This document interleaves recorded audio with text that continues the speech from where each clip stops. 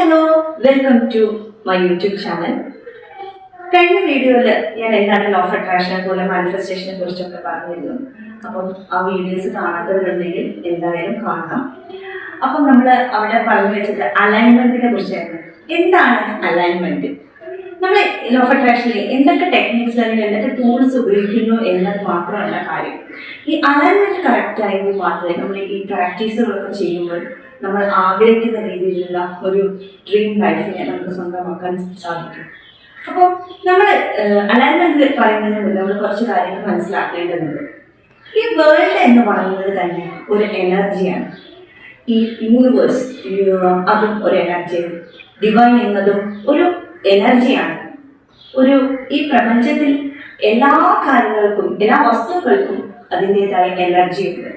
ആ വസ്തുക്കൾക്കൊക്കെ ഒരു ഫ്രീക്വൻസി ഉണ്ട്. ഫ്രീക്വൻസിക്ക് അനുസരിച്ചുള്ള വൈബ്രേഷൻ ഉണ്ട്. അപ്പം നമ്മൾ എന്ത് ആണോ ആഗ്രഹിക്കുന്നത്, ഒരു റിലേഷൻഷിപ്പ് ആയിക്കോട്ടെ, നല്ലൊരു അതുപോലെ നമ്മുടെ ജോലിൻ്റെ കാര്യങ്ങളായിക്കോട്ടെ, ബിസിനസ് ആയിട്ടുള്ള കാര്യങ്ങളായിക്കോട്ടെ, മണി, അതിനെല്ലാത്തിനും നമ്മൾ ആഗ്രഹിക്കുന്ന രീതിയിൽ നമ്മൾ മുന്നേറണമെങ്കിൽ അതിനൊക്കെ ഒരു എനർജി ഉണ്ട്.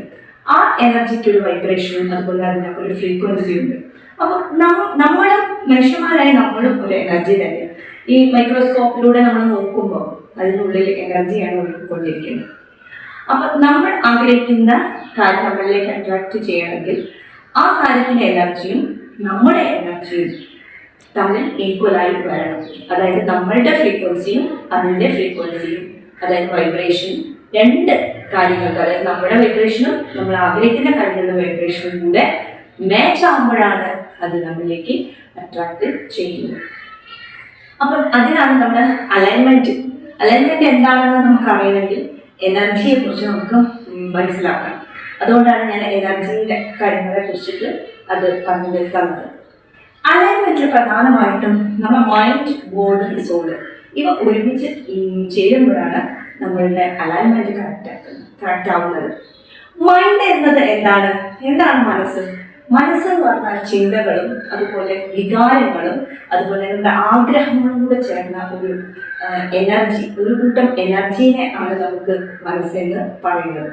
നമ്മുടെ ബോഡി, ഈ കാണുന്ന ഫിസിക്കൽ ശരീരം, അതായത് മജ്ജയും മാംസവും ഒരുപാട് നാഡികളും ഒക്കെ കൂടിച്ചേർന്ന ഒരു ബോഡിയാണ് നമുക്ക് ഫിസിക്കൽ ബോഡി. അതായത് അതിന് നമുക്ക് സ്ഥൂല ശരീരം എന്ന് പറയുന്നു. അതിന് പിന്നെ നമ്മുടെ സോൾ എന്ന് പറയുന്നത് നമ്മുടെ മനസ്സും ബുദ്ധിയും സംസ്കാരവും കൂടി ചേർന്ന ഒരു പോയിന്റ് ഓഫ് ലൈറ്റാണ് നമുക്ക് ആത്മാവ് എന്ന് നമ്മൾ പറയുന്നത്. അത് നമ്മുടെ ശരീരത്തിനുള്ളിലാണ് കുടികൊള്ളുന്നത് സോൾ. ഈ സോൾ വന്നിരിക്കുന്ന എവിടെയാണ്? ആ പരമ ചൈതന്യം, അതായത് ഡിവൈൻ എന്ന് വിളിക്കുന്ന, അതായത് ആ ഒരു പ്രപഞ്ച ശക്തിയെയും നമ്മൾ ആ പ്രപഞ്ച ശക്തിക്ക് അപ്പുറത്തുള്ള ഡിവൈൻ എന്ന് തന്നെ നമുക്ക് പറയാം. ആ പരമ ചൈതന്യത്തിൽ നിന്നും, അതായത് പരമാത്മാവിൽ നിന്നും വന്ന ആത്മാക്കളാണ് നമ്മളെല്ലാം, മനുഷ്യന്മാരായ ആത്മാക്കളാണ് നമ്മുടെ കാണുന്ന എല്ലാ ജനങ്ങളും എന്ന് പറയുന്നത്. അപ്പം നമ്മുടെ ഈ മനസ്സും അതുപോലെ തന്നെ നമ്മുടെ ബോഡിയും നമ്മുടെ ആത്മാവും കൂടെ അലൈനിൽ ആവണം, ഒരുപോലെ ആവണം എന്നാണ് പറയുന്നത്. ഈ മനസ്സിന് തന്നെ ചിന്തകൾ തന്നെ 4 വിധമുണ്ട്.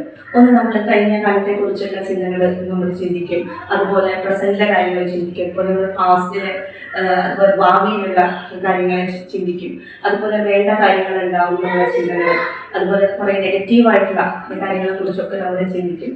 ഇങ്ങനെ പലതരം ചിന്തകൾ ചേർന്നാണ് ഒരു മനസ്സെന്ന് പറയുന്നത്. അതുപോലെ മനസ്സിന്റെ തലങ്ങൾ പറയുകയാണെങ്കിൽ ബോധ മനസ്സ്, ഉപബോധ മനസ്സ്, അബോധ മനസ്സ് എന്നിവ മനസ്സിന്റെ വിവിധ ഭാഗങ്ങളാണ്. അതുപോലെ നമ്മുടെ ഉള്ളിൽ തന്നെ ഒരു സൂപ്പർ കോൺഷ്യസ്നെസ് പവർ ഉള്ള ഒരു മൈൻഡിലൂടെ മനുഷ്യൻ കുടികൊള്ളുന്നുണ്ട്.